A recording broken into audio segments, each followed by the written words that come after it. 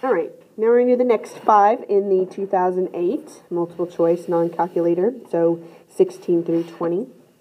Number 16, we're asked to take the derivative of this function here. And because this function has 2 variables in it, I'm going to be finding the derivative using implicit differentiation, which we did way back in the first semester. So implicit differentiation means you're taking the derivative with respect to x. And I can tell that it's with respect to x because of the directions here. And so anytime you take the derivative of any other variable, you have to note that you were taking the derivative of a different variable with respect to x. So for example, on the left side, sine of xy, I'm going to be using the chain rule. I'm going to do the derivative of the outside, leave the inside alone, times the derivative of the inside. When I do the derivative of the inside, I'm going to do the product rule because I have the product of x and y. So I'm going to do first, d last. When I take the derivative of y, it's 1, but because that's a y and I'm respecting x, I have to put dy dx. So first d last plus last d first. I don't have to do that on my x terms. You can write dx dx, but dx cancels out. So the only time that you're going to have it and it has to stay there is when you take the derivative of a y term. And then on the other side, the derivative of x is 1. So now our goal is to try to solve for dy dx. So I'm going to get rid of these parentheses by distributing the cosine xy.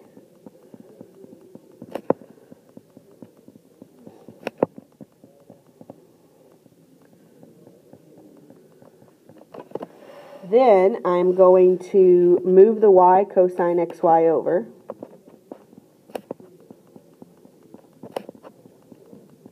By subtracting it. So I'm going to have 1 minus y cosine xy. And then I'm going to divide both sides by x cosine xy to get the dy dx by itself. So I get 1 minus y cosine xy over x cosine xy, which is d. So this one we had implicit differentiation, we had the chain rule, we had the product rule, a lot of stuff going on in that one. We had a trig derivative. So a good question. All right. Number 17. The graph of the function f shown above has horizontal tangents at 2 and 5. Let g be the function defined by the integral of f. That makes this the graph of the derivative of g. For what values of x does the graph of g have a point of inflection? We're going to have a point of inflection anytime our second derivative changes signs. And the second derivative represents the slope of the first derivative. So if I'm looking at the graph of the first derivative and I want to look at where the second derivative changes signs, I look at where the slope changes signs, and that is at 2 and at 5.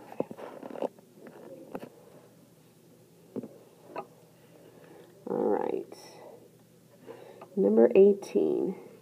In the xy plane, the line x plus y equals k, where k is a constant, is tangent to the graph of y equals x squared plus 3x plus 1. What's the value of k? So we've got this line that's tangent to this graph. It's kind of opposite of what we normally do. Normally we find the equation for the tangent line. In this case, they're giving you the equation for the tangent line, but with part of it missing, and you just have to find that missing part.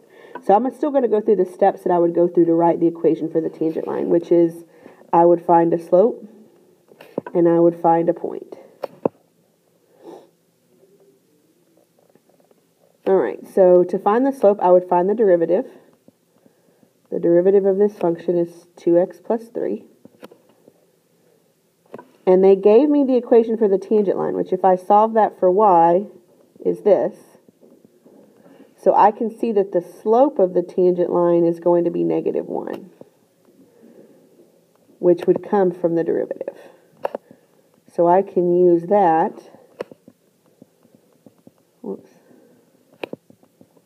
to figure out my x-coordinate. My x-coordinate would be -2. And then if I plug that back into my function, I can find my y-coordinate.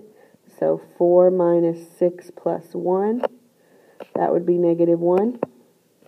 And to get k, I would just add those together, the x and the y's together. So it would be negative 3. Number 19, they threw number 19 out the year that they put it on the test.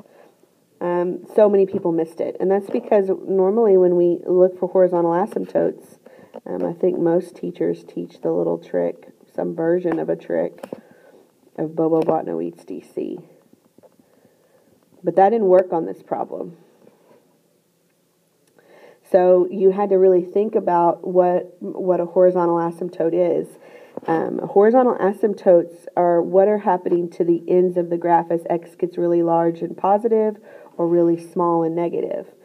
So if I think about if I put a really big positive number in up here, then this 5 and 1 kind of become, you can kind of ignore them because 2 to 1,000 is so big that adding 5 to it is a negligible change. So if I just look at the parts that have the powers and I make the power really big, I'm going to have the exact same values but with opposite signs.